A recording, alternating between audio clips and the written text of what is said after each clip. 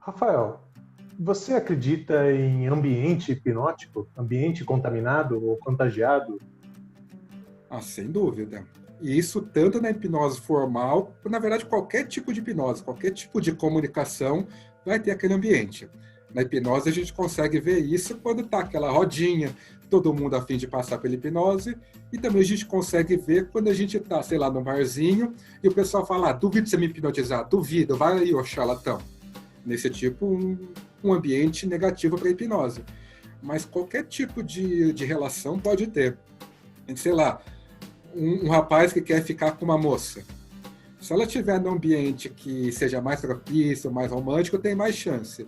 No ambiente negativo, onde todo mundo está em volta, caçoando, fazendo aposta, ver se vai ficar ou não, é um ambiente que vai contaminar o que eu vejo que é a base da hipnose, que é a comunicação. Então, por mais que tenha aquela comunicação direta, o rapaz sabe o que falar para conquistar a moça, o hipnólogo sabe o que fazer para hipnotizar a pessoa, o pastor sabe o que falar para fazer com que aquele fiel fique mais engajado, o ambiente ao redor, acho não, tenho certeza que vai influenciar, tanto de forma negativa quanto de forma positiva. Eu queria falar uma coisa que não é muito comentado em relação a lives, vídeos, mas é meio que um comercial até do porquê estudar hipnose. Vou falar por mim, depois cada um pode ter sua opinião e até colocar que eu fico curioso. Para mim, hipnose hoje é liberdade. Por quê? Eu não sou influenciado. Eu sou dono do meu pensamento. Eu percebo as influências e as manobras em qualquer lugar que eu estou. No mercado, na igreja, entre amigos, no bate-papo, na política, na religião. Então, eu percebo muito claramente quando tem um movimento de indução. E eu percebo que a propaganda, para mim, não é o que é para a grande massa. Então, eu me sinto menos influenciável e muito mais dono da minha opinião. Quando eu falo uma coisa, ela é baseada em fatos, e quando eu digo que gosto de uma coisa, é porque eu não fui influenciado. É porque realmente eu gosto, eu sei os motivos, e eu me sinto, então, muito ligado ao termo liberdade em relação a ter os conhecimentos que eu tenho. Vocês que começaram a hipnose agora, ou já têm algum tipo de experiência, percebem essa liberdade ou entendem de uma maneira diferente? Eu entendo isso, o que me ajudou muito na hipnose é ver que muitas das coisas que a gente achava que vinha de forma externa, na verdade é porque o nosso pensamento aceitou. A nossa mente aceitou aquilo e, e o que eu vi foi a partir da hipnose mesmo. Tudo começa a partir do pensamento, do nosso cérebro e da nossa mente. Começa a partir daí. Então eu percebi que a partir daí eu consegui mudar alguns comportamentos, mudar atitudes e mudar a forma como eu me comportava em determinada situação, porque eu sabia que partia tudo da minha cabeça. Tudo, lógico. Tem coisas que estão fora do nosso alcance.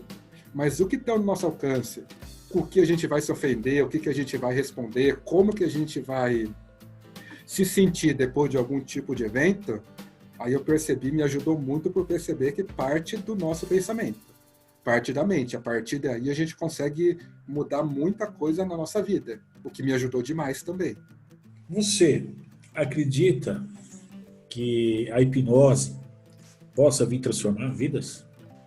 Se for falar de uma forma mais baixa, a hipnose, mesmo sem saber exatamente o que é a tal hipnose, mudou a minha vida pelo fato de eu perceber que, a partir do pensamento, eu consigo mudar a minha realidade. Mas você diz mudar vidas em que sentido? Vai mudar a vida no sentido de ansiedades, nos sintomas de insônias, porque tem muitas pessoas que passam por esse processo, né? Tem problema de insônia, problema de fobia, problema de ansiedade, problema de síndrome de pânico, problema de depressão. Né? Eu vejo que a hipnose pode sim ajudar, só que muitas vezes a hipnose é supervalorizada. Algumas pessoas colocam a hipnose como se fosse um patamar acima da melhora, da cura, do tratamento. Eu vejo que a hipnose ela pode ser muito útil, sim, com algumas técnicas, mas de forma complementar à abordagem que vai ser utilizada no tratamento. Eu vejo que assim, a hipnose sozinha não vai fazer nada. Lógico, sozinha a hipnose pode fazer modulação de dor e sozinha a hipnose pode fazer, anestesia, analgesia, e sozinha técnicas de hipnose podem fazer a pessoa relaxar num momento específico, num momento único. Mas é importante saber que por trás da técnica de hipnose tem alguma abordagem da psicologia ou da psicanálise acontecendo. Então eu vejo que a hipnose pode ajudar sim, mas em conjunto com todo o resto. Não vejo ela sendo mágica, sendo como se fosse a solução de todos os problemas do mundo. Sim, até o engajamento da pessoa também. E eu falo isso, inclusive eu não sou psicólogo, mas falo que é importante, eu vejo que é importante quem utiliza a hipnose saber o que acontece por trás da hipnose. Então, num tratamento de fobia, quando você vai utilizar uma técnica, qualquer técnica, dessensibilização, pode ser o switch, qualquer uma, é entender que por trás você está usando alguma abordagem da psicologia, seja TCC, seja humanismo, qualquer uma delas. Mas é entender que a hipnose vai ser uma camada que vai mascarar o que acontece por trás. O que eu vejo que a hipnose pode ajudar muito é no aumento da expectativa. Porque quando uma pessoa vai passar com tratamento com hipnose, automaticamente a expectativa da pessoa já fica mais alta, porque a pessoa costuma pensar, alguma coisa mágica vai acontecer. Não consegui mudar até hoje, mas eu sei que a hipnose vai entrar na minha mente e vai me ajudar. Não que isso aconteça, mas acho que o ponto principal da hipnose no tratamento é aumentar aquele engajamento da pessoa. Na verdade, aumentar a expectativa, que aumentando a expectativa, o engajamento dela aumenta, o engajamento dela aumentando, ela começa a se doar mais ao processo terapêutico como um todo. Eu vejo dessa forma. O Renan colocou aqui uma colocação que eu acho legal, até para aproveitar a palavra que ele usou, ferramenta. Hipnose é uma ferramenta que pode ser usada para transformação, mas aliada a uma abordagem mais profunda. A hipnose é um processo, ou seja, nenhuma hipnose dura para sempre. Então, também a colocação de ferramenta, que tem que ser usada da maneira correta para ter um efeito mais promissor, é bom colocar e usar o termo ferramenta, é como um corte de cabelo. Você usa a ferramenta, você chega num ponto, só que depois de um tempo você tem que utilizar novamente, fazer uma manutenção. E ter isso à sua disposição é ter uma vida mais acertada, melhorada, e poder fazer intervenções em relação àquilo que precisa. Isso de utilizar como ferramenta, eu vejo que é a melhor definição. Falando em corte de cabelo, a gente consegue cortar o cabelo com alicate de unha. Dá para cortar, você vai puxando fio por fio. Pode funcionar? Pode, mas vai ser bingo. É aquela ideia de achar que a técnica em si, a técnica da hipnose é que vai tratar a pessoa. Pode escolher qualquer técnica do cardápio e utilizar e a pessoa nunca mais ter fobia na vida? Pode, mas vai ser bingo se a gente não souber qual ferramenta, qual técnica utilizar naquele momento. Então essa definição de ferramenta eu acho que é a melhor de todas, é saber que é uma ferramenta, é um algo a mais, que inclusive você pode usar ou não. O que ajuda a gente na hipnose, essa questão da magia, do misticismo, é só para aumentar a expectativa da pessoa, porque assim, numa hipnose formal, onde você se propõe a hipnotizar uma pessoa, não vai ter hipnose se não tiver expectativa da pessoa. Se a pessoa estiver lá, tipo, tanto faz como tanto fez, ela não vai se permitir imaginar, ela não vai fazer força para imaginar. Consequentemente, ela não vai ter a capacidade de conseguir mudar a realidade dela. Então, essa magia em volta, essa coisa mística do além, eu acho que ajuda muito para a gente conseguir aumentar a expectativa da pessoa. Só isso.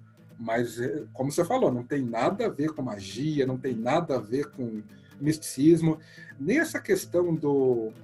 Se eu não me engano, uma das definições de hipnose tinha uma questão lá desse inconsciente coletivo, que uma mente conseguia influenciar a outra. Eu já vi alguns assuntos assim.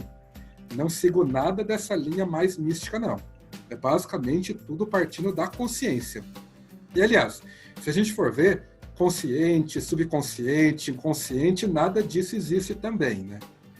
O que eu vejo é que é tipo tudo metáfora. Não tem como a gente falar que o subconsciente é uma parte única da mente. O que eu vejo é assim, é tudo a partir da consciência, do estado de vigília mesmo, daquilo que a gente chama de mente consciente. A pessoa tem que racionalizar, porque quando ela aceita uma sugestão, ela tem que racionalizar aquilo que está acontecendo. Senão não vai ser mágico. Eu não vejo que uma sugestão vai entrar na mente e vai cair na parte inconsciente, mudando a realidade dela. Vou usar meu bonequinho que eu uso nas aulas aqui. O que a gente chama de loop hipnótico, eu comecei a mudar ele para, em vez de 2D, colocar ele de pé assim. Por quê? A gente fala que o loop hipnótico é como se fosse um loop mesmo, com aqueles 4 pontos básicos: fisiologia, imaginação, crença e experiência. Como é que a gente começa a colocar a pessoa no estado de hipnose? A gente pode começar tanto pela imaginação ou quanto pela fisiologia mesmo. Então a gente pede para a pessoa fazer um movimento, uma rotina que tem uma carga fisiológica muito forte. O exemplo mais básico é dos dedos aqui. A gente pede para a pessoa imaginar que cada dedo vai ser um ímã muito forte, um positivo e um negativo. Só da pessoa fazer assim, a fisiologia vai começar a agir e os dedos vão começar a se atrair. Você consegue ver se a pessoa está jogando contra ou boicotando, porque se o dedo começou a atrair, a pessoa está assim, ou o dedo está fazendo força para não atrair, você percebe que a pessoa está boicotando. Mas considerando que ela não está boicotando, aquela fisiologia vai começar a agir. Então o loop hipnótico começa a ser alimentado. Quando ela percebe a fisiologia agindo, a experiência dela vai ser mais legal, porque ela vai perceber, puta, a hipnose está acontecendo. Ela tendo a experiência legal, ela vai começar a confiar mais na hipnose. Ela confiando mais, ela vai imaginar, ela vai pensar mais naquela ideia única. Ela pensando mais, a fisiologia vai começar a agir, a fisiologia agindo, a experiência dela vai ser mais legal, e a partir daí esse loop vai se alimentando. E o que eu vejo que faz a pessoa entrar mais fundo no estado de hipnose é tipo pegar aquele loop e meio que colocar de pé. Então, conforme, igual na pia mesmo, ou privada mesmo, no português mais limpo. Aquele loop hipnótico que a gente costuma ver assim, ele vai rodando. Só que eu vejo que conforme ele vai rodando, ele vai caindo. Então, quanto mais fundo ele for descendo, ele vai rodando. Mais a realidade da pessoa vai mudando e mais ela vai conseguindo ter fenômenos cada vez mais complexos. Seja que esquecer o nome ou o ápice daquela questão da alucinação. É porque aquela ideia daquele fenômeno, a nossa imaginação, foi rodando tanto e vai afundando, vai afundando, vai afundando. Então o que eu vejo é basicamente isso, mas tudo partindo da consciência. Porque quando a pessoa começa a confiar que a hipnose está funcionando, é a parte consciente dela, a parte racional que está vendo, puta, isso daqui está funcionando. Quando a pessoa começa a imaginar mais uma determinada sugestão, é de forma consciente que ela está se propondo a imaginar. Porque se ela não quisesse imaginar, ela não ia imaginar. Então eu vejo que parte sim tudo da consciência do pensamento. É que não tem uma definição única do que é hipnose. Mas o que eu vejo da expectativa, lógico, não em 100% dos casos, mas inclusive na clínica, a expectativa acontece. Não da mesma forma que a hipnose clássica, onde você fala, olha, daqui a pouquinho eu vou começar uma contagem de 1 a 10, daqui a pouquinho uma coisa mais legal vai acontecer. Mas eu vejo que a partir do momento que uma pessoa se propõe a passar por um tratamento com hipnose, a expectativa dela já é diferenciada. Porque senão a pessoa ia passar com um psicólogo, senão a pessoa ia passar com um psicanalista.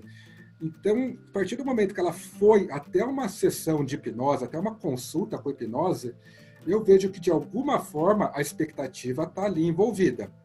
Lógico que, se eu não me engano, tem o quê? Acho que 15 anos, 20 anos, acho que nem isso. Aquela questão o conceito do loop hipnótico.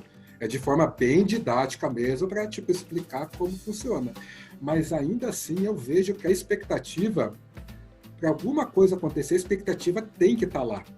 Talvez não de forma tão direta, tão de forma explícita mesmo, mas talvez de forma implícita, não sei se implícita é a palavra, de forma maquiada, de forma subjetiva, a expectativa tem que estar lá.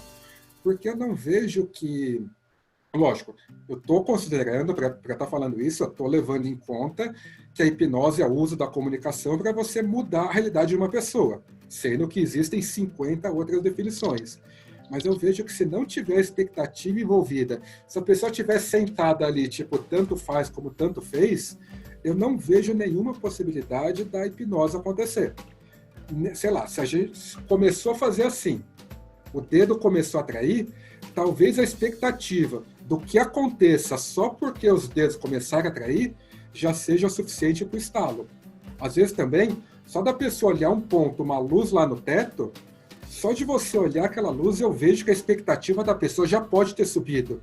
Porque a pessoa pensa, é aquela luz azul que vai fazer eu mudar. Então, de alguma forma, eu vejo que a expectativa está rolando. A expectativa está passando ali de uma forma ou de outra. Eu era muito ligado em relação aos canais de comunicação. Se a pessoa era muito visual, sinestésica, eu aboli isso tudo. Eu não uso mais isso. Eu foco na emoção. Porque o engajamento, ele está na expectativa, na predisposição a você deixar acontecer.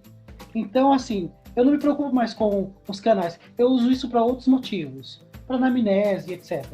Mas para o transe, para a indução, se a pessoa não tem emoção, ou se ela está apática, eu provoco uma emoção, direciono, somo a imaginação e chego ao resultado. O que, inclusive, é muito indicado por quê? O que seria o bloqueio para entrar no transe? Um trauma, um medo, alguma coisa negativa. Se eu calibro a emoção, somo com a imaginação e dou uma direção, eu chego no transe e até o ponto de alucinação.